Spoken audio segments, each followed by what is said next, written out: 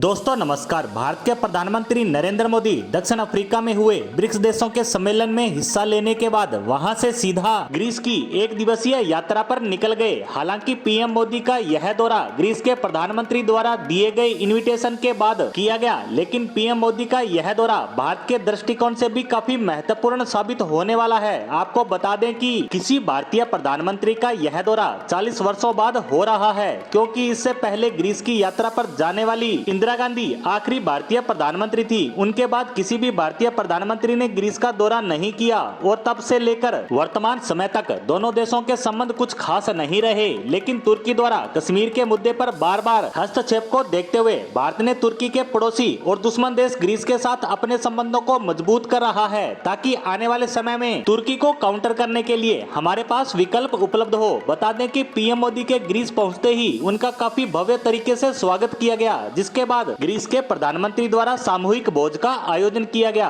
PM Modi की Greece यात्रा को लेकर भारतीय विदेश मंत्री डॉक्टर एस जयशंकर ने ग्रीस को एक महत्वपूर्ण भागीदार और यूरोप और यूरोपियन यूनियन के बाजार के लिए भारत का प्रवेश द्वार बताया। इसके साथ साथ उनके प्रवेश द्वार कहने का मतलब पीरियस बंदरगाह को लेकर भी था, क्योंकि एक बार अगर भारत को ग्रीस के इस महत्वपूर्ण बंदरगाह का एक्सेस मिल जाता है तो हम तुर्की को आसानी से काउंटर कर सकते हैं। क्योंकि जैसा आप सब जानते हैं, आर्मेनिया और अजरबैजान के युद्ध में जहां तुर्की और पाकिस्तान खुलकर अजरबैजान का साथ दे रहे हैं, वहीं तुर्की और पाकिस्तान की हरकतों को देखते हुए भारत भी आर्मेनिया को हथियार सप्लाई कर रहा है। तुर्की जहां अजरबैजान और आर्मेनिया के चल रहे युद्ध में अपनी टांग फंसाता रहा है, वहीं वह पाकिस्तान और भारत के चल रहे विवाद में अपनी नाक घुसाने से बाज नहीं आता, क्योंकि उसे मुस्लिम देशों का खलीफा जो बनना है और इसके लिए उसे पाकिस्तान का साथ चाहिए। और इसी कारण इसकी नाक फंसाने की हरकतों से परेशान होकर भारत भी तुर्की को काउंटर करने के लिए अलग अलग विकल्पों की तलाश कर रहा है, और उनमें से ही एक है ग्रीस। और ग्रीस का पीरियस बंदरगाह तो और भी ज्यादा महत्वपूर्ण बन जाता है, क्योंकि यहाँ से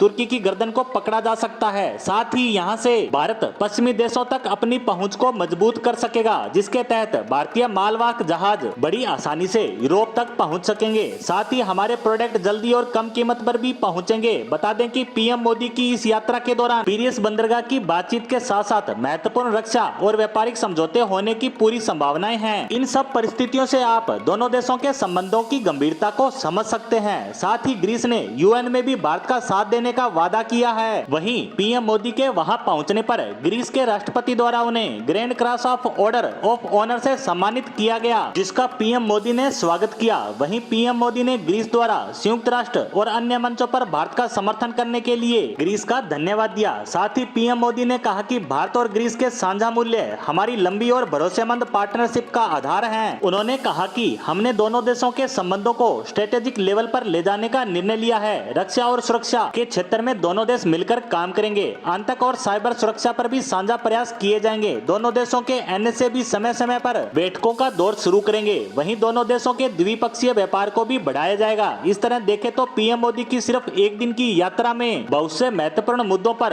चर्चाओं का दौर चला और सहमति बनी, जिससे तुर्की के माथे पर सिकन देखी जा सकती है। और कहीं ना कहीं भारत भी यही चाहता है कि तुर्की अपनी हद में रहे। इसी के साथ पीएम मोदी की ग्रीस यात्रा पर हमारी आज की पोस्ट को यहीं समाप्त करते हैं। धन्यवाद।